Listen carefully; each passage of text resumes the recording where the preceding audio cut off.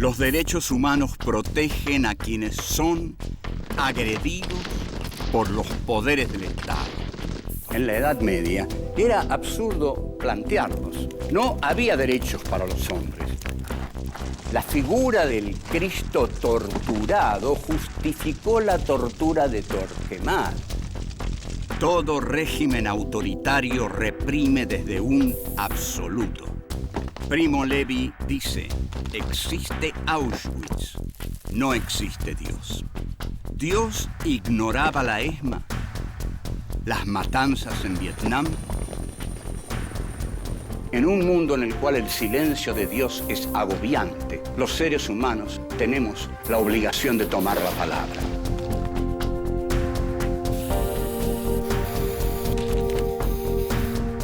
Filosofía aquí y ahora 5. Filosofía y derechos humanos. Encuentro 3. Teoría de la violencia. 1. La historia avanza por su lado malo. 2. El espíritu de dominación y la pulsión de muerte. 3. La voluntad de poder. 4. El torturado en la cruz. 1. La historia avanza por su lado malo. Esto es Filosofía aquí y ahora en su 5ª temporada. En esta 5ª temporada nos estamos dedicando a filosofía y derechos humanos.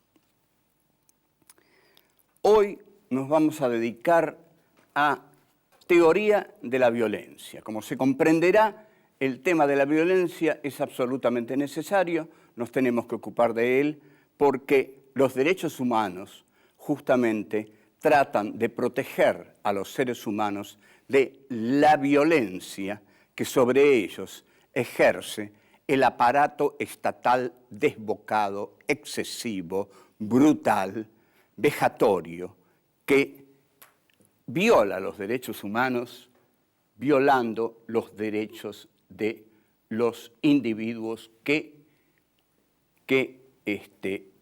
viven en una determinada sociedad. Los derechos humanos están para proteger a esos seres humanos. Entonces, los derechos humanos tenemos que pelear más que nunca por ellos, porque la violencia es lo que está reinando en la historia. Esta ya no es una historia angélica, una historia de amor, es una historia violenta, una historia de odio que marcha por su lado malo. Hegel decía, la historia marcha por su lado malo. ¿Qué quería decir con esto? Que la historia marchaba por su lado negativo. Para Hegel, esta era una afirmación teórica, no moral. Es decir, para Hegel había un lado positivo de la historia, que era la afirmación del primer momento de la historia. Luego venía necesariamente un lado negativo que destruía a ese lado positivo y luego venía un tercer momento de conciliación en el cual el lado positivo primero, el lado negativo segundo, se armonizaban en un tercer momento que Hegel llamaba el momento posibilitado por el Aufheben, el momento de lo que superaba conservando, y ese tercer momento de la conciliación era el que permitía la armonía. Bueno, esta filosofía hegeliana que lo llevó a constituir todo su edificio teórico y al cual remitimos a nuestras clases sobre Hegel para que ustedes lo repasen mejor, le permite decir a Hegel que la historia avanza sobre su lado malo. Es decir, si no hubiera negatividad no habría historia. Y tengamos en cuenta que si no hubiera habido pecado en el paraíso terrenal, tampoco hubiera habido historia. A ver, regresemos un momento al Génesis. tenemos Génesis, momento en que se inicia el Antiguo Testamento. Tenemos paraíso terrenal, un Dios que les dice a dos personajes desnudos: este es un paraíso, este es un lugar hermoso, van a vivir acá, ustedes son inocentes, pásenla bien. Bueno, el hombre es un inocente bobo, digamos, es totalmente bobo, y la mujer es más inquieta, y es más curiosa, como todavía lo es. Como es más inquieta y es más curiosa, quiere comer de un árbol que Dios prohibió. Ese árbol que Dios prohibió comer es el árbol de la ciencia, del conocimiento. El hombre no debe conocer, dice Dios, claro, porque solo Dios quiere conocer. Entonces, cuando el ser humano conoce, peca. Conocimiento es igual a pecado. Pecado es igual a arrogancia ante Dios. Y es Eva, la mujer, la primera que toma para sí el derecho de erguirse ante Dios y decir: sí, yo voy a pecar porque yo quiero conocer, yo quiero saber, aunque eso implique sufrimiento. Los echa del paraíso terrenal y luego continúa la historia con dolor. Y entonces Adán y Eva tienen sus dos hijos, que son Caín y Abel. Y Caín mata a Abel. Caín significa posesión y Abel tiene un nombre inocente como sol del mediodía, una cosa así. Pero Caín significa posesión, y posesión ya es un nombre que nos está dando, revelando, abriendo el enigma de todas las tragedias que han atravesado el espíritu del hombre a lo largo de la historia. Volvemos.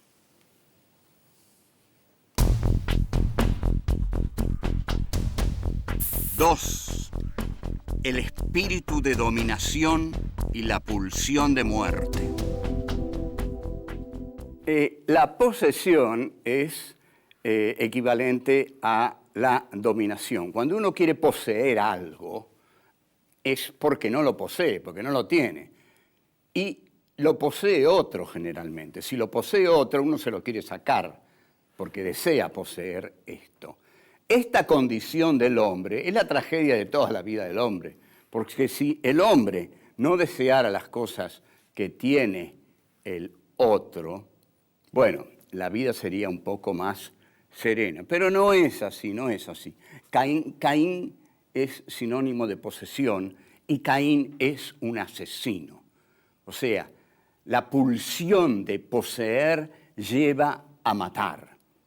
Bueno, entonces, uno de los motivos de por qué existe la violencia es porque en el hombre existe la pulsión de poseer lo que está en el otro.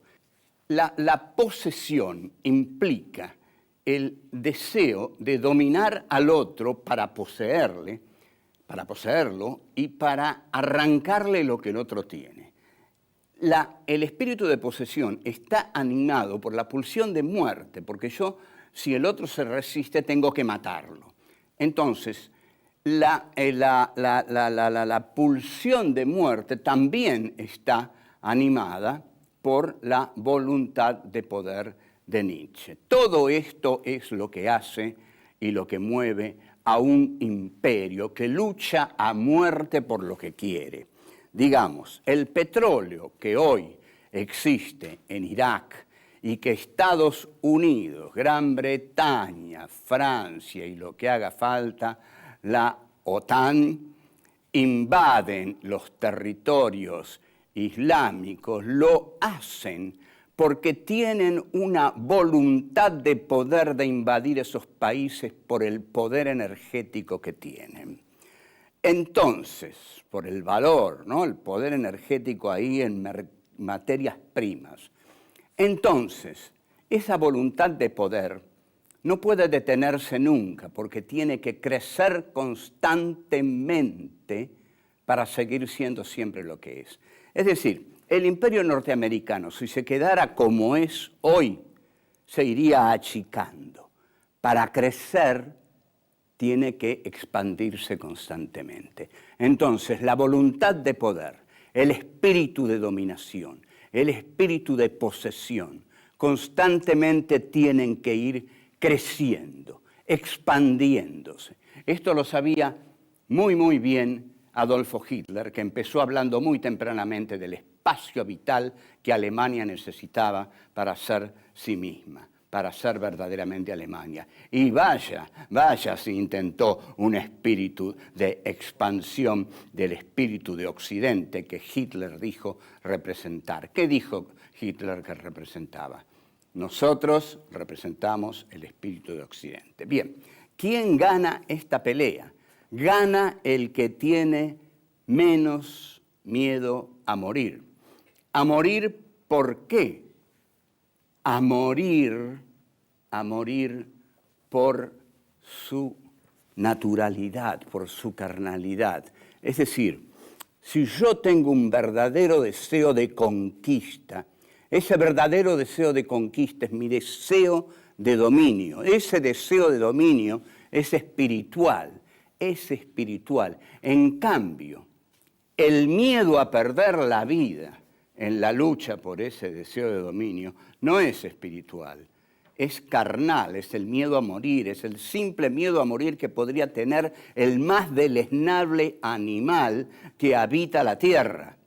Entonces, el que abandona la lucha porque tiene miedo a morir se une a la animalidad, mientras que el que continúa la lucha porque quiere que su espíritu de dominio triunfe, continúa siendo un hombre y sigue luchando para ser reconocido por otros. Bueno, esto siempre trae una enorme paradoja, porque los otros, los que lo reconocen, son los que se le han sometido, y los que se le han sometido por miedo. Y si se le han sometido por miedo, ya no son hombres, han pasado a ser animales. Esta es la dialéctica de Hegel en El amo y el esclavo. Pero dejemos este juego brillante de Hegel. El mundo es de los amos porque los amos tienen todo el poder bélico y mediático necesario para conquistar este mundo, y en esa tarea están. El proyecto del imperio bélico comunicacional es apropiarse de este mundo o que este mundo no esté en condiciones de sublevársele. Eso no lo va a permitir nunca. O sea, si alguien piensa hacerlo, que lo piense bien, que lo piense pensando en el poder que tiene enfrente, sobre todo en eso. Seguimos. 3. La voluntad de poder. En esa famosa dialéctica del amo y el esclavo, en la cual se enfrentan dos personas y una de ellas tiene miedo a morir y la otra tiene menos miedo a morir y más deseos de someter a la otra, entonces se constituye en el amo y somete al otro. Pero el otro queda reducido a una cosa porque se ha sometido al deseo, a la coseidad de morir. Bueno, aquí el amo se entrega al goce porque tiene un esclavo. La cosa parece muy fácil para el amo y muy sencilla, pero el esclavo empieza a trabajar, ¿no? Trabaja y comienza a hacer la historia. El esclavo hace la historia trabajando la materia. Ahora bien, esta resolución de la dialéctica en Hegel es un poco optimista, digamos. El amo no trabaja, el esclavo hace la historia y así va tomando poder hasta que triunfa finalmente sobre el amo. Por eso Marx le toma tanto cariño a esta dialéctica. Ahora, Nietzsche viene a agregar a esto que en el hombre lo que priva es una voluntad de poder que tiene que ver con el mundo de la vida y no con el trabajo, sino con el pertenecer al mundo de la vida en tanto voluntad de poder y devenir de la voluntad de poder.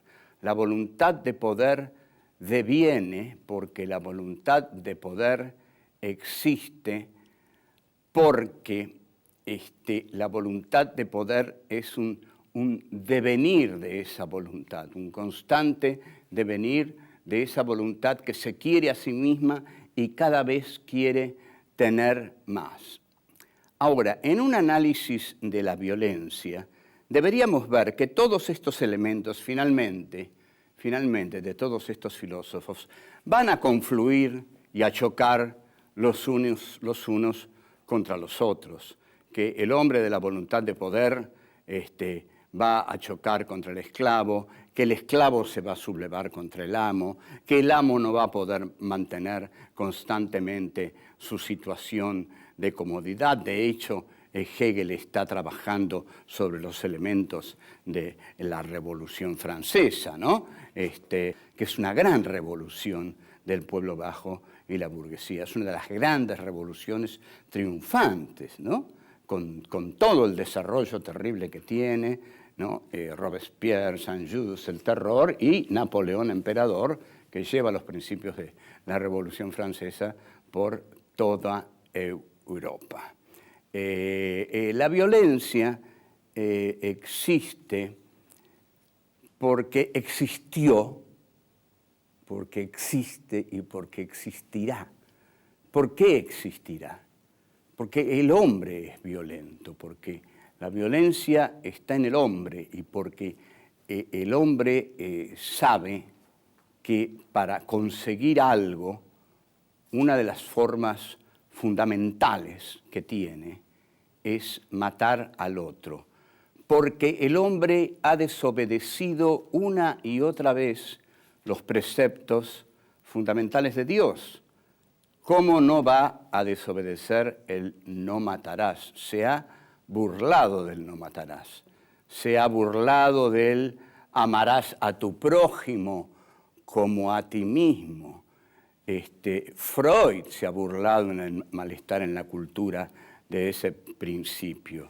Freud en el malestar en la cultura dice, ¿por qué voy a amar a mi prójimo como a mí mismo? ¿Qué tiene mi prójimo como yo? ¿Por qué voy a amarlo?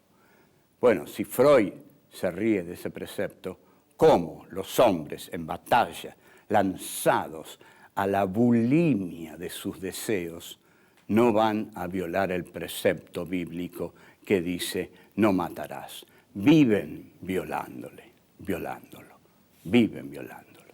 Volvemos.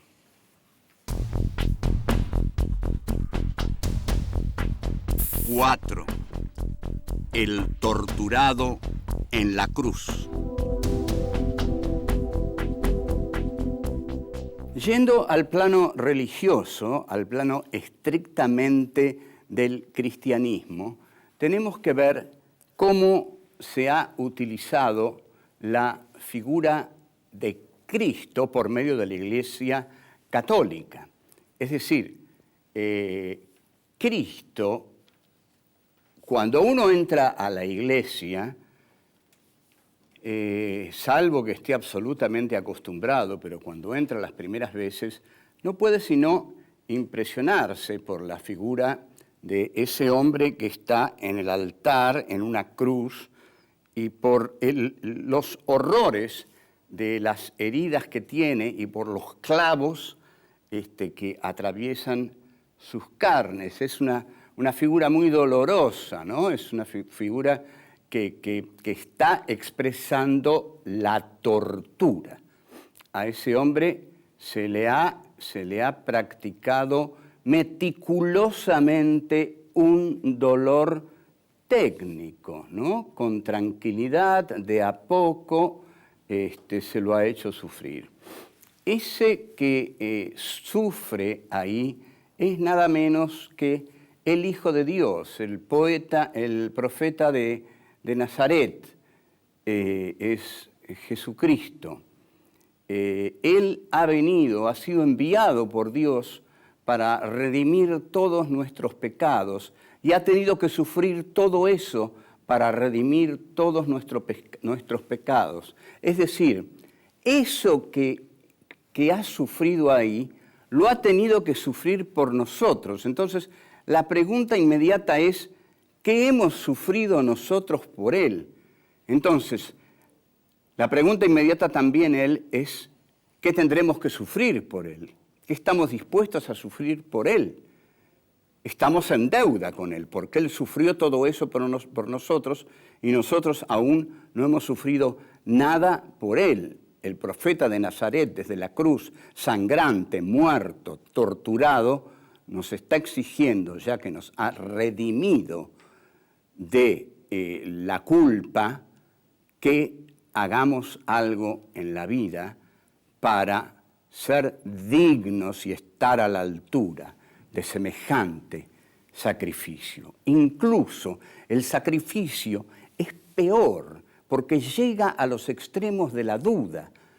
Está tan extremo es el sacrificio de Jesús de Nazaret que en determinado momento ya llega al límite extremo y exquisitamente fino y estrecho de dudar del Padre, de la figura del Padre, porque Jesús pregunta, Padre, ¿por qué me has abandonado? Es decir, cuando pregunta, Padre, ¿por qué me has abandonado? Todos los dolores le tienen que haber dolido más, porque era la fe en la figura del Padre que lo sostenía, la que le permitía seguramente tolerar ese infinito horror.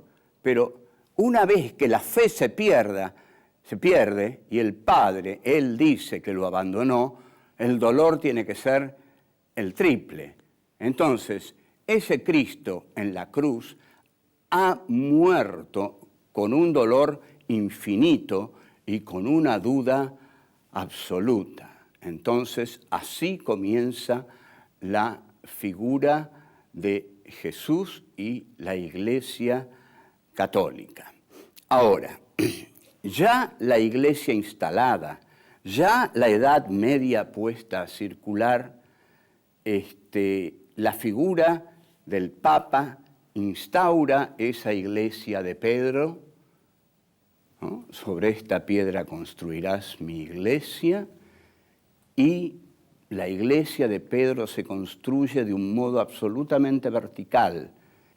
Entonces, durante toda la Edad Media, en que en gran parte de ella funcionó la Inquisición, la figura del Cristo torturado justificó la tortura de Torquemada. Si nuestro Señor Dios fue torturado hasta tal punto, imagínate tú, pecador, hasta qué punto te torturaremos si Él tuvo que ser torturado así. Entonces, no esperes perdón, no esperes sino castigo. Lo que tendrás será castigo como lo tuvo nuestro Señor en la cruz. No esperes el perdón que Él no tuvo, no lo habrá para ti. Si Él no lo tuvo, tú no lo tendrás.